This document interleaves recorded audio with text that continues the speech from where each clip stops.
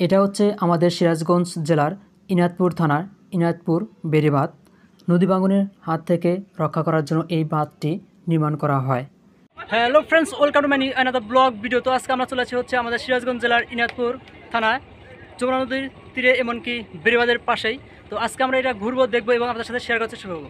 তো আমার সাথে আছে আমার ফ্রেন্ড তো ওসমান, এবার আছে রুবেল, মোন্নাফ, সোহেল আর হচ্ছে ওই যে প্রিয়স। তো সবাই মিলে আজকে ঘুরবো, দেখবো এবং সেই আনন্দ মুহূর্তগুলো আপনাদের সাথে শেয়ার করার চেষ্টা করবো। তো চলুন, লেটস স্টার্ট। আজকে আমি এবং আমার বন্ধুদের সাথে করে নিয়ে আমাদের সিরাজগঞ্জ জেলা ইনায়তপুর থানায় এই ইনায়তপুর বেড়িবাঁধে ঘুরতে আসলাম। এই বেড়িবাঁধটির নাম ইনায়তপুর বেড়িবাঁধ বা বেড়িবাঁধ নামে পরিচিত।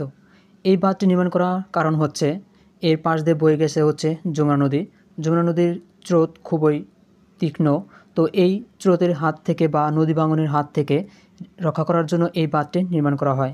তবে নদীর স্রোত এতটাই শক্তিশালী যে এই বেড়িবাঁধের আরও বাকি অংশটুকু আরও সামনে আরও অনেকখানি অংশ ছিল, সেই অংশটুকু ভেঙে নদীতে বিলীন হয়ে যায় এবং ডুবুরি নামিয়ে দিয়েও নাকি সেই বিলীন অংশটুকু খুঁজে পাওয়া যায়নি।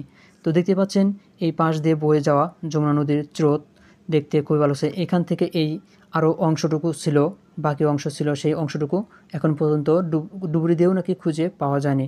তো আমরা সেখান থেকে একটু নিচে নেমে আসলাম এবং নিচে এসে দেখতে পাচ্ছেন এখান দিয়ে যমুনা নদীর স্রোত কী পরিমাণে যাচ্ছে, পানিগুলো দেখতে খুবই ভালো লাগছিল। এবং এই পার্কটি নির্মাণ করার পর জনসাধারণের জন্য উন্মুক্ত করে দেওয়ার পর থেকেই এখানকার মানুষের কাছে বা এই অত্র এলাকার মানুষের কাছে একটি বিনোদনের জায়গা হিসেবে পরিচিত হয়েছে বা পর্যটন এলাকা হিসেবে পরিচিত পেয়েছে।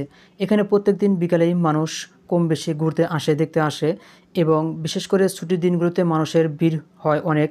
যদি আপনারা এখানে আসেন তাহলে তখন দেখতে পারবেন কী পরিমাণ মানুষ এখানে আসে। এখন দেখতে পাচ্ছেন এখনও অনেক মানুষ আছে। এরা ছুটির দিন ছিল না, তবুও মানুষের ভিড় আছেই। তবে যখন ছুটির দিন হবে তখন তো মনে করেন যে মানুষের অভাব হবে না। প্রচুর পরিমাণ মানুষ এখানে আসে, দেখে, ঘোরে এবং আনন্দগুলো উপভোগ করে।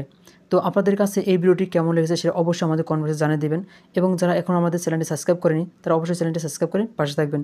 আর যারা ফেসবুক থেকে দেখছেন তারা অবশ্যই ফেসবুক পেজটি ফলো করে পাশে থাকবেন।